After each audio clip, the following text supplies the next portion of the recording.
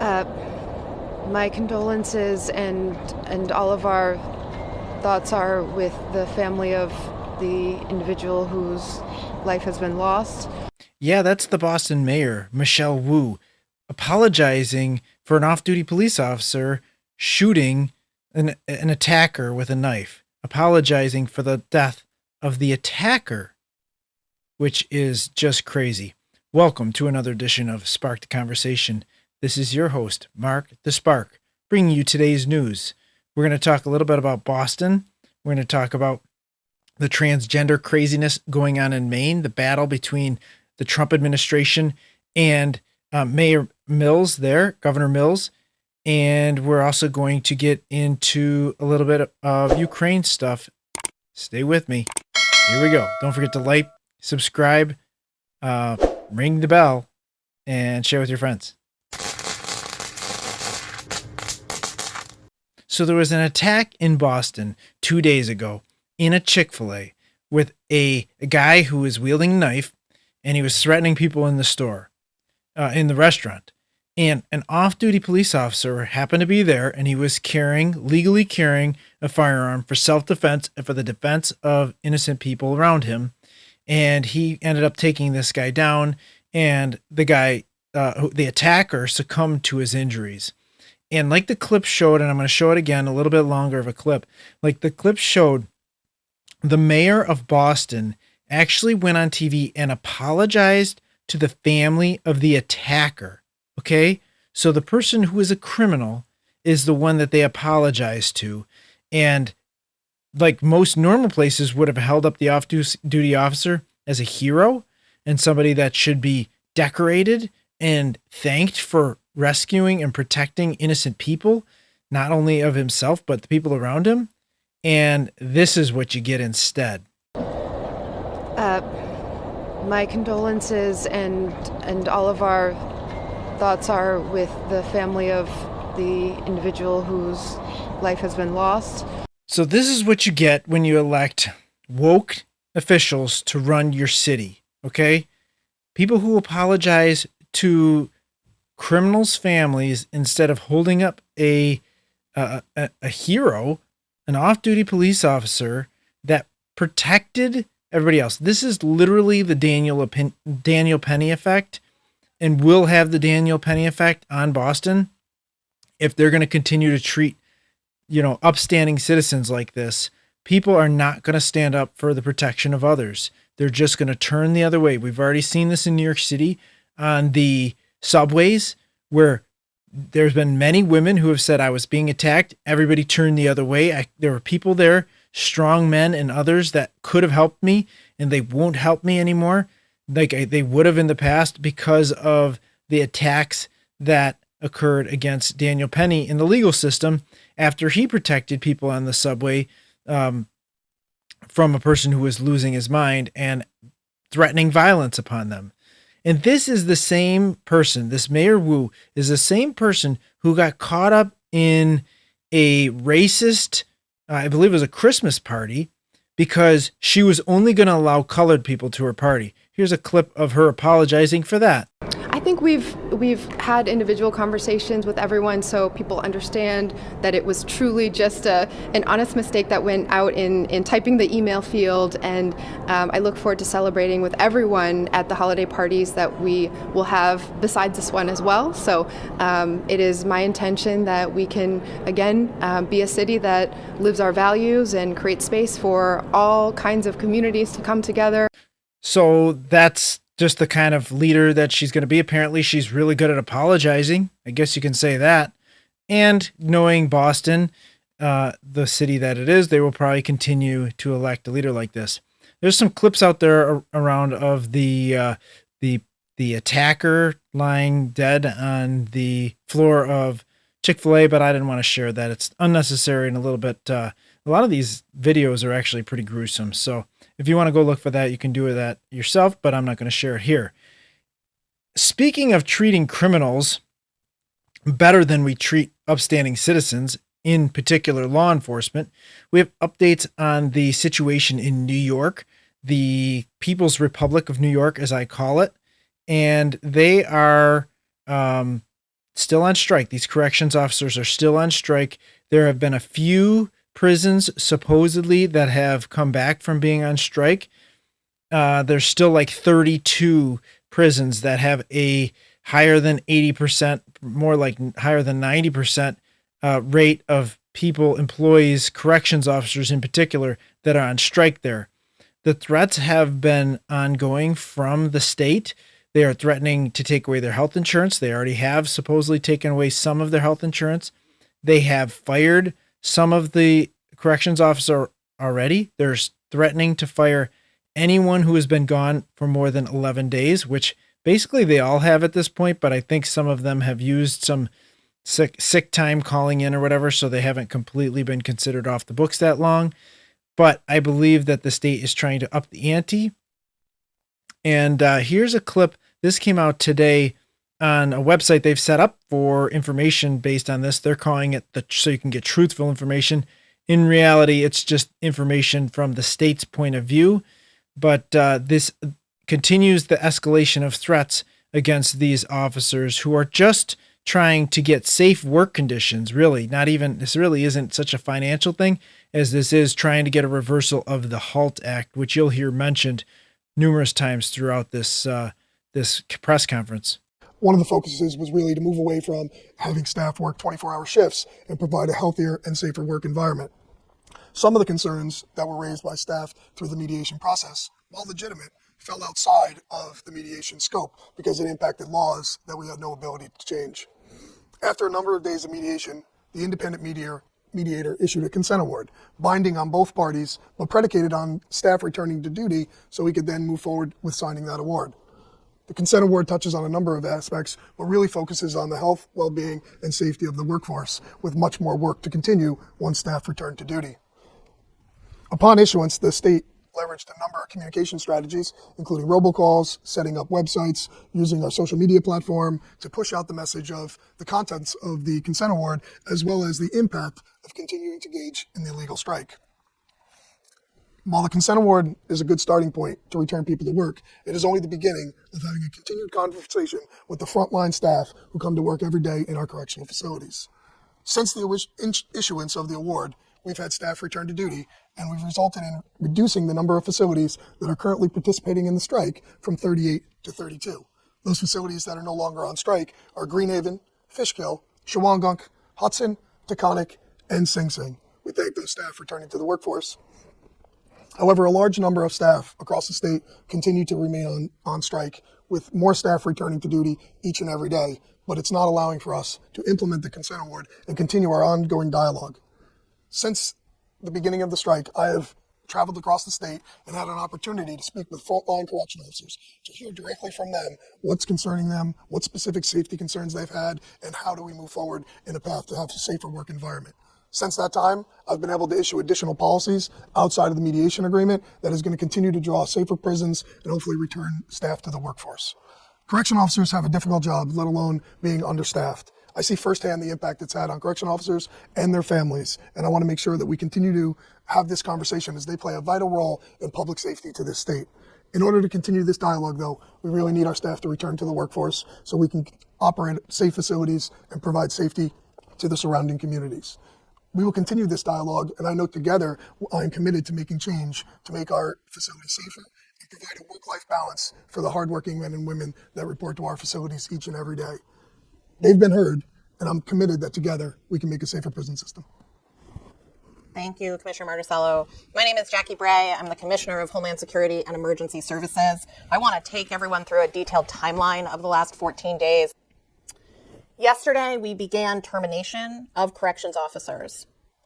Today, we will be terminating health insurance for corrections officers who have been AWOL and their dependents. None of these actions we take lightly.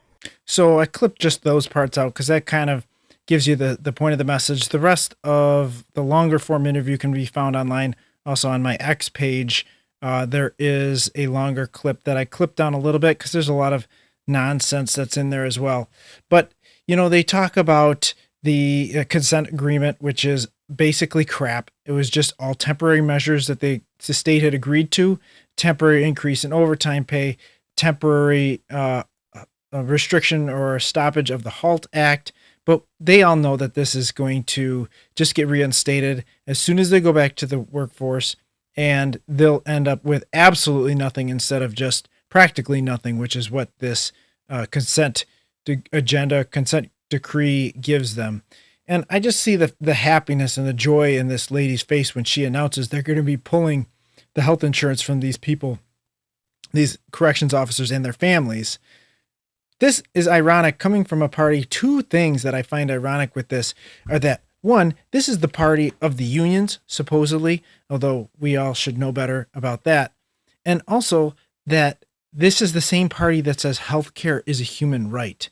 Yet they find joy and pleasure in removing the health insurance from these employees that them and their families rely on, just because they do not want to, lose the power and the upper hand in this battle. The only reason the corrections officers have taken it to this extent is because the dangerous conditions in these jails has gotten to the point where it is not worth going to work every day to potentially lose your life or have to deal with a serious lifelong injury that may prevent you from going to work in the future and providing for your family anyways. And also it creates a dangerous condition for the other prisoners, because they cannot essentially hold the prisoners accountable for violent acts committed while they are in the prisons. So this is just another example of, big government running things poorly, not reacting or handling things in a way that is efficient, effective, or beneficial to both the customer, taxpayer, and the employee, and the prisoners, which are a third party in this altogether. So, we all know in the People's Republic of New York that prisoners are treated better than corrections officers. They're treated better than law enforcement. Prisoners are given tablets that they can use basically as they need and want, while corrections officers are not even allowed to bring their cell phones into the jail area. So, who's treated better in this situation? I'll leave you to answer that question. They've also said they're not going to have 24-hour shifts anymore, or they're working towards it. That's not going to happen. They're going to fill the shifts as they need. They cannot recruit. They even admit further in this press conference that they cannot recruit people. They're trying to use a $3,000 bonus to current corrections officers for referrals. Why would these people recommend a job to anybody? $3,000 is not enough to set up your friends and family for a life full of stress at work that may end up getting you killed or injured anyways. So I'm with the corrections officers on this one. They are definitely standing strong in the face of extreme threats by the state. And I hope they hold up and end up winning in the end, because ultimately the state needs these people. They cannot hire fast enough. They cannot put the people through training fast enough to get these positions filled. And they can't keep the National Guard, who's in there running these prisons right now, in these positions for a very long time. So that's where that stands right there. Now, in Maine, we have an issue with another transgender athlete. We saw in the past how Donald Trump went toe-to-toe at the one dinner with a bunch of governors talking about defunding Maine in specific, because they said that they were not going to comply with his executive order of removing boys from girls' sports. So they do have a person, I believe it's a track star, and I'm going to put up the picture here, who's racing against girls in Maine. And he had just been competing against males not very long before. It looked like in high school, and now he's in college, I believe, and doing the pole vault in the girls division. So it's just crazy. And they're now censuring one of their legislatures who is trying to bring up a bill to try to remove boys from girls sports, which just seems so obvious. But here's a video clip of, just so you know who you're dealing with, the governor of Maine, who went to Portland for some kind of, I don't know, trans party or something.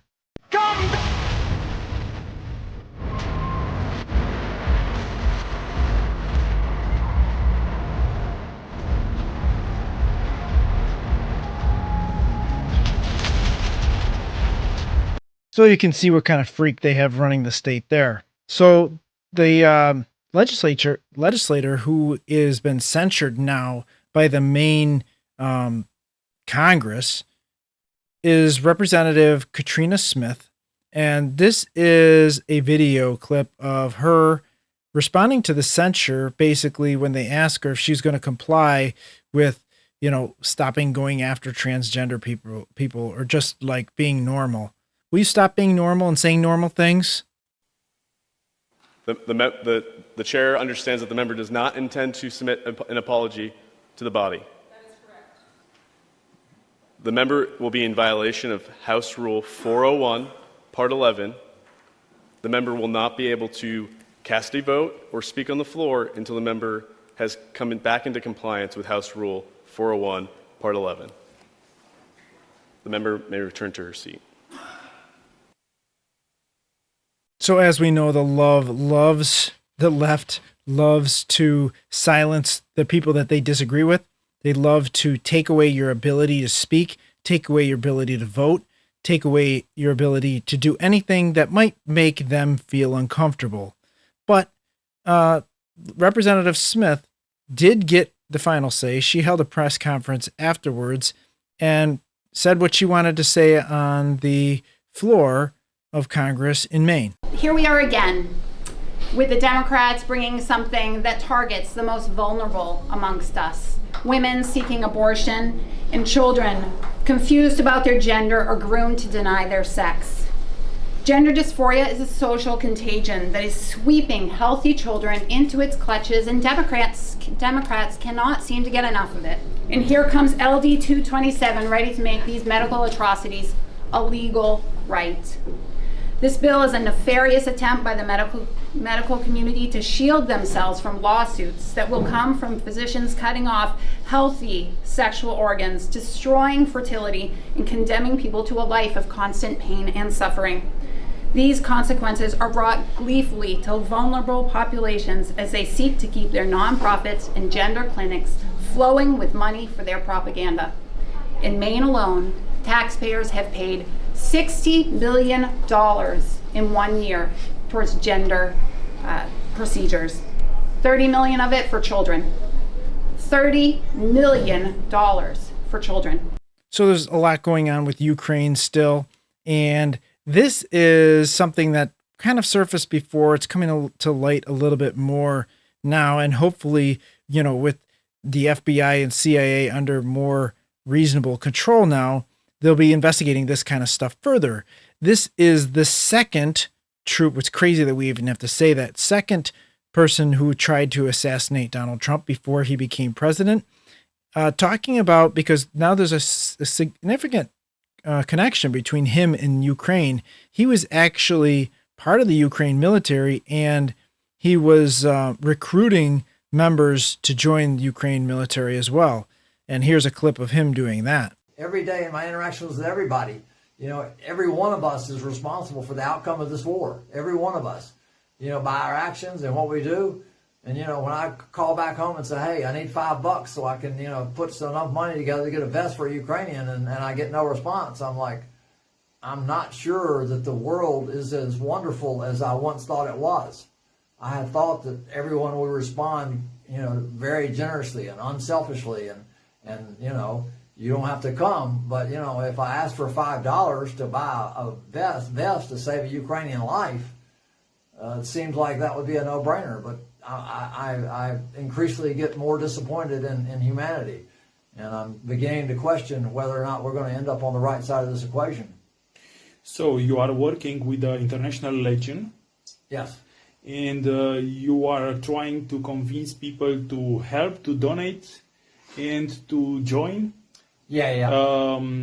My final question is, what would you say to the people in order to convince them to join the International Legion, or to donate for it, or to be involved in the humanitarian aid to Ukraine? Right. It's just extremely important, the whole thing. As far as joining the military, yes, if you have some military experience or know people with military experience, encouraging them to come and fight. We have units all over the place. So, you know, there were some leadership issues initially, but we've got so many units available to us: Georgian, Crimean, Ukrainian, territorial defense, Foreign Legion. We have, you know, so many paramilitary groups. I put a 74-year-old Japanese guy in a unit. So, you know, we have girls in units. So we have two girls that are in the unit up the street. So any gender, any age, any skill level to no skill level. But yeah, if you want to fight, come here and see me, and I'll put you in a unit so you can go fight. Well, that connection is pretty crazy to see that the person who was attempted to kill Donald Trump the second time had this serious of a connection to the Ukraine military. And we all know that Zelenskyy did not really like Donald Trump. He's kind of kissed his butt a little bit lately, but he's pushed back again too, trying to think that he's got more say over this negotiation than he does. Ultimately, he's playing with fire.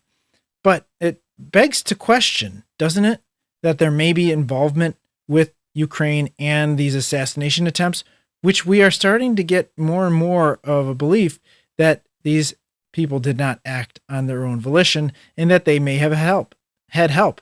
It would not be that big of a shock if Ukraine had a piece in that, considering what has transpired. So Marco Rubio was on again this over the weekend, and he was pushing back against the trip with Zelenskyy, the negotiation that happened right in front of our face, in front of the public, in the Oval Office, and telling him that Zelenskyy needs to apologize and have a different mindset going into this. Heard from President Zelenskyy. He said he does not think that he owes President Trump an apology for what happened inside the Oval Office today. Do you feel otherwise? I do, because you guys don't see. You guys only saw the end. You saw what happened today. You don't see all the things that led up to this. So let me explain. The president's been very clear. He campaigned on this. He thinks this war should have never started. He believes, and I agree, that had he been president, it never would have happened. Now here we are. He's trying to bring an end to this conflict. We've explained very clearly what our plan is here, which is we want to get the Russians to a negotiating table. We want to explore whether peace is possible. They understand this. They also understand that this agreement that was supposed to be signed today was supposed to be an agreement that binds America economically to Ukraine, which to me, as I've explained, and I think the president alluded to today, is a security guarantee in its own way, because we're involved. It's now us. It's our interests. And he makes an excellent point there that I've talked on before, the fact that this would be, it would bring the United States into Ukraine with an interest in our favor if they sign a minerals deal. Okay. And like I said, Donald Trump just wants peace in Ukraine. And he even brought this up a couple times to Zelenskyy, and Zelenskyy kind of rebuffed it a little bit. But, and I see like a bunch of people on social media now saying, I stand with Ukraine, and putting up their flag again. And I've been saying that basically, if you're saying that right now, you're saying that you want Ukraine to keep fighting and their people to keep dying, their cities to keep suffering. All of their economy is basically dead the longer this drags on and drags on. And by saying that you want you're in favor of Ukraine, you're saying that you want the war to drag on, which means more dead Ukrainians and more loss within the country. And Zelenskyy has kind of said that too. He's like, well, I want peace, but I want it on my terms. Well, your terms means more dead people in the meantime. The only person that can bring this peace in a good, lasting structure is Donald Trump. And what Rubio was talking about there towards the end in bringing the U.S. interests in over this minerals deal means if the United States has assets in Ukraine to gather these minerals, if we have a financial interest there, the likelihood of Russia coming in and trying to take Ukraine again or pressuring them with the United States there is way smaller than if it's just Ukraine, or even if there's a European contingent there. Okay. It's a huge game changer. So some great points by him. And this interview goes on, but we're going to move on to another piece of this where you got Keir Starmer, who's the Prime Minister of the United Kingdom, who also met with Trump recently, talking about, they're going to help out in Ukraine. They need to step up, but it needs to be done in cooperation with the United States, because even he understands that the United States is a key player in this negotiation. First, we will keep the military aid flowing and keep increasing the economic pressure on Russia to strengthen Ukraine now. Second, we agreed that any lasting peace must ensure Ukraine's sovereignty and security, and Ukraine must be at the table. Third, in the event of a peace deal, we will keep boosting Ukraine's own defensive capabilities to deter any future invasion. Fourth, we will go further to develop a coalition of the willing to defend a deal in Ukraine and to guarantee the peace. Not every nation will feel able to contribute, but that can't mean that we sit back. Instead, those willing will intensify planning now with real urgency. The UK is prepared to back this with boots on the ground and planes in the air. Together with others, Europe must do the heavy lifting. But to support peace in our continent and to succeed, this effort must have strong US backing. And like I said, he understands it. And, you know, there have been other countries saying the same thing, like Poland has also been saying this. They've been saying that the United States must be involved. The countries in Europe are finally starting to understand that they need to play a bigger role in their own defense, and using Ukraine as basically a buffer zone between them and Russia is one of the best ways that they can protect their own country. And if they're going to play, you know, a part in their own defense, they need to spend more money in their military. And, you know, this is an overriding understanding within the European countries right now. Donald Trump has made it clear the United States is not going to be the loser in this deal for any longer, and that they need to start stepping up for their own defense. Now, Zelenskyy has also played a part in this negotiation in Europe. He kind of ran right to Europe once he left the White House, thinking that they were going to give him what Trump wouldn't, and maybe even that he was going to be able to leverage the argument and the bad blood that he had with Trump. American money, good. Give us 250 billions, which are here in Europe, frozen Russian assets. So clearly, Zelenskyy had the intent of going to the European countries after leaving the U.S. for some money. What his plans were, what his intent was, what was behind all this is not really clear. We can definitely make some assumptions based on how he did it, some of the things that were said. But I think all these European countries understand that they can't do it without the United States. And many of them have verbalized this in just as many words. Now, we go look at Doge. There's some conversation continuing about Doge and Elon Musk, of course, because the left just cannot let it go. They've got Elon derangement syndrome, just like they have Trump derangement syndrome. And there are some discussions going on in the news networks talking about what they believe is conflict of interest of Elon Musk, which is just ridiculous. I mean, the guy owns so many companies. He's pretty much the biggest aerospace company right now there is. So, of course, he's going to have contracts with the United States, but he's not even dealing with any of those contracts. He'll leave that to somebody else. And if he's already got the contract, I don't understand. I mean, the most he's going to do is cut it, right? Because that's what he's been doing.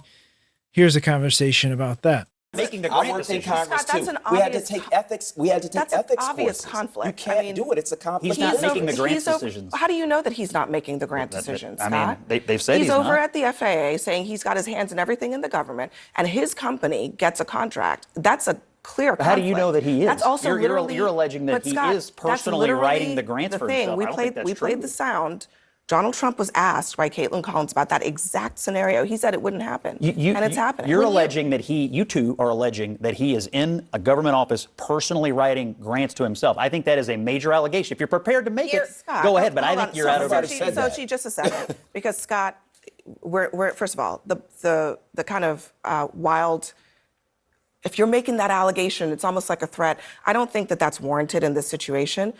ethics laws exist in this country, and they have for a long time. And they apply not just to people like Elon Musk, but just regular old staffers who can't go to a lunch and have someone pay for it for them because of conflict issues. So Elon doesn't have to write the check for himself, but his presence in the agency where he himself is receiving a benefit is a clear conflict. It's not an allegation of him writing a check to himself. It's pointing out. You just alleged he has a conflict. No. It is an allegation. It's just pointing out that generally speaking, in the government, you are not allowed to oversee business where you profit. I don't think he's overseeing the FAA. There's a Secretary of Transportation. That's a basic principle of things. He doesn't oversee the FAA. And if you want to argue about that, then look, when you were serving in the government, didn't you have to take ethics trainings and sign ethics agreements that prevented you from doing that very thing? Are you alleging he's overseeing the FAA? Scott, never said that. Okay, we're gonna move on. You make an allegation. The Secretary of Transportation. And Scott Jennings does a good job of pushing back against that, basically saying if you guys are prepared to make allegations, you better step up and make it because you're alluding to it. You're trying to say things he's doing are improper, maybe illegal, but they won't go all the way to make the accusation completely because they're afraid they're going to get sued, like so many have been recently, and held accountable for the things that they said. So they don't want to go so far. And then, of course, as they always have to do, they have to move on to a different topic because they know they have run out of any kind of evidence or speaking points, I guess is what they had, because they never had any evidence. So they move on. Now we go to, continuing the conversation about Donald Trump. That was the Elon derangement syndrome. This is the Trump derangement syndrome, talking about how basically Trump doesn't care about anybody except himself, which is an old and tired phrase, but that's what they're going with once again. What the Democrats should be doing is they should have ads in all of these battleground states, in states that are critical in the midterm elections, with the chainsaw showing how many jobs have been cut. And these are real people. I actually agree. I think the Democrats should run their midterm on being the party of bigger government. No, Republicans that's should run not on what the I party said. of smaller government, and I think these ads would be quite There are effective. two things. What you forget is that when Trump was president when Trump was president last time around, what happened was that it was complete chaos. And what we had to do as Democrats is run on healthcare, run on how the government was chaos. And what happened? I think you tend to forget, Scott, because you guys lost. In 2018 and in 2020, you lost everything. I'm sorry, what happened in 24? And so what I will say is we are back. We are because back. People are mad. He is back. Yes, you're right, because people are mad. But this time around, Trump only cares about himself and doesn't care about the midterm elections and doesn't care about who wins in 4 years for the presidency. And so I would. Oh yeah, I think everybody wants to be followed by their own party. I also think that there's that poll. And I find this line of talk so interesting because all of a sudden, all these people are being fired or laid off at the federal level because DOJ has found that these people are basically not doing anything. Now, I'm going to say this once, and I'll say it again probably because it's going to keep coming up, that there are going to be good people caught up in this. And Elon has admitted already that DOJ is going to make some mistakes. When you're cutting at this level, they need to cut at least $1 trillion from the budget. That is a lot of money, and it's going to be a lot of jobs. But he's trying to just trim the fat. He's trying to trim away the things that aren't needed, the people who are not showing up to their jobs, which we are finding out is quite a few. And it's interesting that they're concerned about these job losses now, because during COVID and even afterwards, when people refused to take the jab, when refused to get medical treatment or, experimental medical treatment, I should say, concerning getting the jab, they did not care that these people were going to get fired. They wanted them to get fired. They wanted these people to feel the pain of not complying to save others, which turned out to not even be true. But they didn't care about that. They didn't care about the destruction it was going to cause. They didn't care about the chaos. They only cared about what made them feel safe. But now that it's happening, and for a much better reason, now it's happening to make the government more efficient, to make things run hopefully smoother in the end, but at least leaner, because our federal government has grown way too big. I would just like to ask one of these people, what is your idea? We need to cut $2 trillion from the deficit. Okay, that's just to make a balanced budget without paying off any of the debt. What do you propose that we make cuts to find this savings? And just say it like that. See what their answer is. I'd find it very interesting to see what they come up with. And so another idea that Donald Trump has is tariffs, which he's mentioned numerous times before. And so here's him talking about the tariffs that he's going to impose once again on Mexico and Canada. Now, he's brought these up multiple times in different contexts. Some of the numbers have changed a little bit, but now he's saying it's going to happen at midnight. It's looking really strong. I don't think this country has ever seen anything like we're seeing right now. Now, the tariffs, as you know, will start a week earlier than the reciprocal, which is going to be on a couple of weeks earlier. Reciprocal tariffs start on April 2nd. And I wanted to make it April 1st, but I didn't want to go April Fool's Day because that costs a lot of money, but that one day. But so we're going April 2nd. But very importantly, tomorrow tariffs 25% on Canada and 25% on Mexico, and that'll start. So they're going to have a tariff. So what they have to do is build their car plants, frankly, and other things in the United States, in which case they have no tariffs. In other words, you build, and this is exactly what Mr. Wei is doing, by building here. Otherwise, they'll build, if they did them in Taiwan to send them here, they'll have 25% or 30% or 50% or whatever the number may be someday. It'll go only up. But by doing it here, he has no tariff, so he's way ahead of the game. And I would just say this to people in Canada or Mexico, if they're going to build car plants, the people that are doing them are much better off building here because we have the market. We're the market where they sell the most. So that seems like it's pretty much going to happen, at least going to start, and we'll see how he uses that to negotiate in the future, because I think that ultimately that is his goal, is to use this as a negotiating tactic. Now, Ontario Premier Doug Ford has shot back saying that he's going to fight to the death, although there won't be any deaths, which is interesting. He doesn't want to get caught up in saying things that he doesn't mean or having things misinterpreted. But he says, I'm going to fight this, and he has no idea what he's dealing with. You know, to the president, I'm a different type of cat. I'll fight tooth and nail. I'm not going to roll over and get annihilated. I'll fight right to the death. Not that there's going to be any deaths, but, you know, the economy. I will go out. He has no idea. He has absolutely no idea. Well, he's a big talker, but I'm going to just ask you this question. Who do you believe?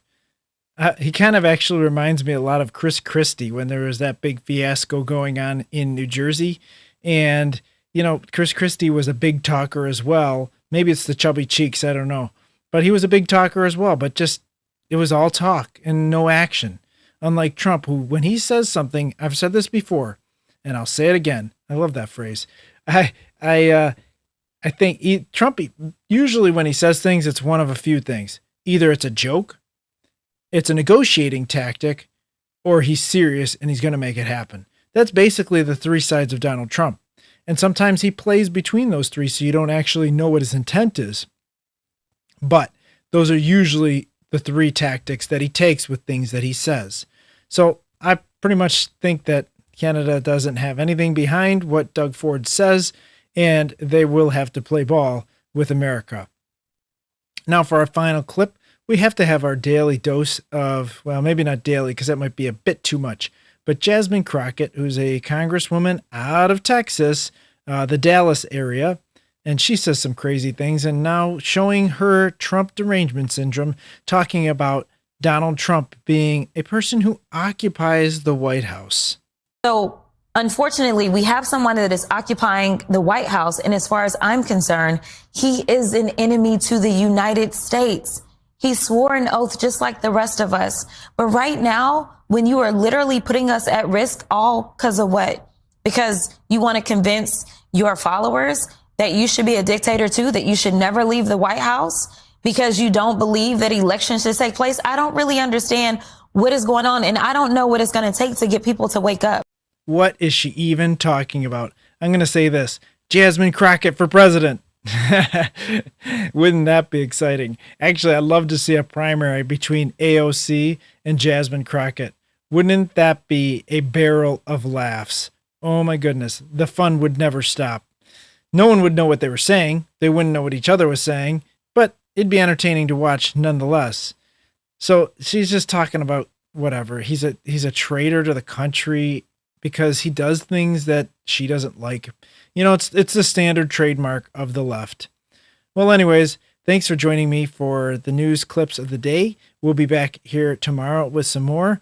Hopefully we get some more winning from Donald Trump, as we like to say with this clip. And we're going to start winning again. We're going to win so much. We're going to win at every level. We're going to win economically. We're going to win with the economy. We're going to win with military. We're going to win with healthcare and for our veterans. We're going to win with every single facet. We're going to win so much, you may even get tired of winning. And as Greta Thunberg would say, because she would hate the amount of winning we have right now. How dare you! Love those clips on the soundboard. Anyways, I appreciate you watching. As I said, thank you if you subscribed or you've been here before. Tell a friend, share it on your social media, clip up some clips and make some shorts out of it, whatever you want to do. Thanks for coming. I hope you got something out of today's show. Don't forget to go out and volunteer for something meaningful, as I like to say, and also spark the conversation.